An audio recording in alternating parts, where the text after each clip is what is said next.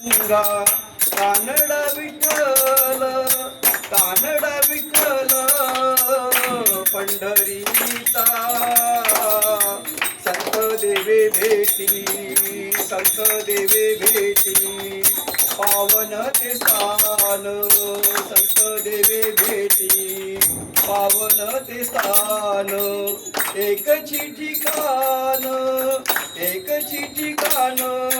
पंढरीचे जग माऊलीचे ते सर्व प्रेम जग माऊलीचे ते सर्व प्रेम प्रेमळ विठ्ठल